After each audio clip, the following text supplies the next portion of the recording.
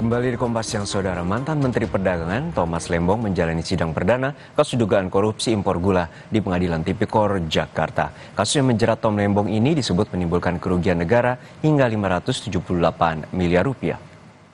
Dalam sidang dakwaan, Tom Lembong diduga memperkaya diri sendiri dan orang lain dalam kasus impor gula tahun 2015 hingga 2016. Dalam dakwaan, Tom disebut melakukan impor gula saat produksi gula dalam negeri cukup dan perbuatannya dinilai memperkaya orang lain dan korporasi hingga menimbulkan kerugian negara sekitar 578 miliar rupiah.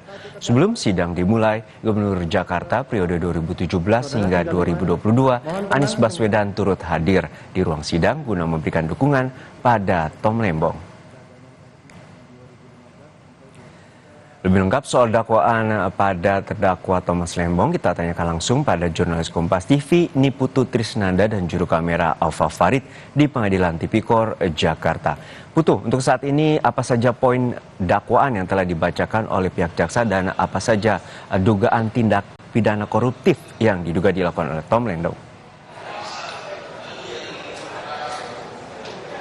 Ya Juno, sebetulnya tadi ada beberapa hal yang disampaikan oleh jaksa penuntut umum khususnya terkait dengan pemilihan dari pihak yang kemudian mengatur bagaimana stabilitas harga di pasaran, kemudian juga bagaimana jumlah harga gula di pasaran. Karena tadi yang dipersoalkan oleh jaksa salah satunya adalah mempersoalkan terkait dengan penunjukan koperasi TNI Polri yang digunakan atau menjadi pihak yang mengendalikan gula di pasar domestik. Padahal seharusnya kalau mengacu pada peraturan yang berlaku, pihak yang kemudian bisa mengajukan terkait dengan operasi pasar, kemudian bagaimana menjaga harga stabilitas di pasaran, ini seharusnya adalah BUMN, bukan koperasi dari TNI dan Polri. Tadi disampaikan ada sejumlah nama-nama begitu ya dari koperasi TNI dan juga Polri, salah satunya terkait dengan Induk Koperasi Kepolisian Negara, Inkopol, kemudian ada Pusat Koperasi Kepolisian Puskopol, ada juga Satuan Koperasi Kesejahteraan Pegawai TNI Polri atau SKPP TNI Polri,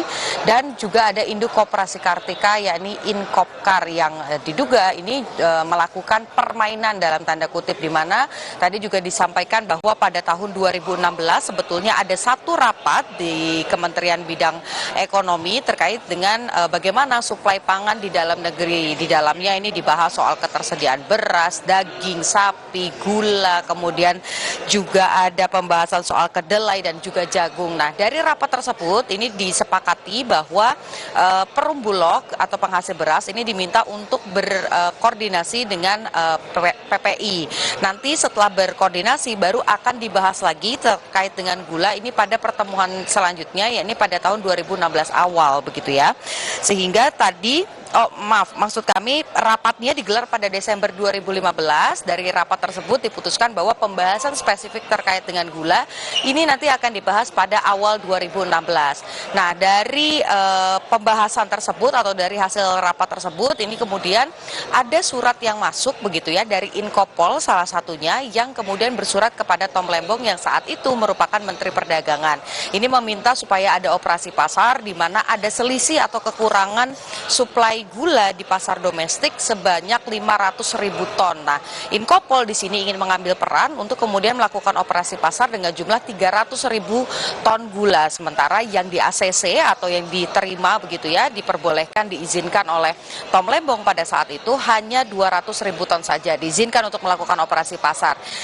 Jumlah 200.000 ton inilah yang kemudian dipermainkan dalam tanda kutip begitu, karena Inkopol ini kemudian diduga bekerja sama dengan 8 perusahaan, di mana nama-nama perusahaan tersebut adalah pihak-pihak swasta yang saat ini juga sudah menjadi tersangka ataupun juga terdakwa karena proses persidangan ini sudah dimulai, yang menyeret juga nama Tom Lembong. Jadi kalau berdasarkan dakwaan yang disampaikan oleh jaksa penuntut umum ini sebetulnya adalah ada upaya kemudian memperkaya diri sendiri, di mana dari 10 orang yang kemudian terlibat dan diduga melakukan tadi upaya memperkaya diri ini merugikan negara sampai dengan 578 miliar rupiah. Kemudian di sebagian lainnya tadi dirincikan lagi oleh jaksa penuntut umum, ini ada sekitar 515 miliar rupiah yang kemudian digunakan atau dimanfaatkan oleh si ke-10 orang ini di luar Tom Lembong.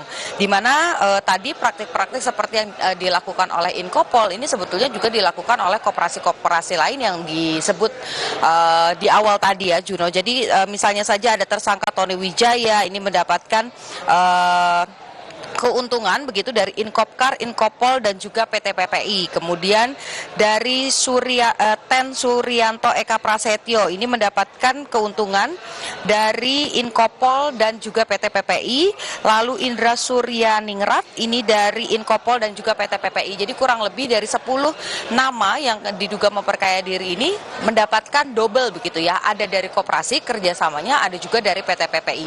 Ini yang kemudian disebut menjadi upaya memperkaya diri, dan yang menyeret nama Tom Lembong ini sebetulnya adalah pasal 55, di mana akibat kebijakan yang diputuskan oleh Tom Lembong akhirnya ini membuat adanya celah-celah perilaku koruptif seperti yang dilakukan oleh 10 orang ini. Meskipun kalau dari pernyataan ataupun juga dari dakwaan tadi di ruang sidang, keuntungannya ini tidak digunakan ataupun juga tidak dirasakan oleh Tom Lembong, tapi kebijakan itu kemudian membuka celah dari perilaku koruptif yang kemudian 10 orang ini memperkaya diri. Nah, tapi yang berbeda juga dalam persidangan kali ini sebetulnya Juno dan juga saudara adalah eksepsi, di mana pada hari ini setelah JPU menyampaikan surat dakwaannya, pihak Tom Lembong ini langsung mengajukan eksepsi atau tanda keberatan begitu ya terkait dengan dakwaan, karena menurut Tom Lembong kalau memang ada kesalahan dalam proses kebijakan-kebijakan yang tadi disebutkan oleh jaksa penuntut umum, seharusnya ini tidak dilanjutkan dalam proses persidangan tindak pidana korupsi. Itu salah satunya. Kemudian juga karena masih berlangsung, kita menanti apalagi poin-poin dari eksepsinya. Tapi satu yang pasti tadi disampaikan di awal bahwa Tom Lembong merasa apa yang didakwakan oleh jaksa penuntut umum ini tidak sesuai. Juno.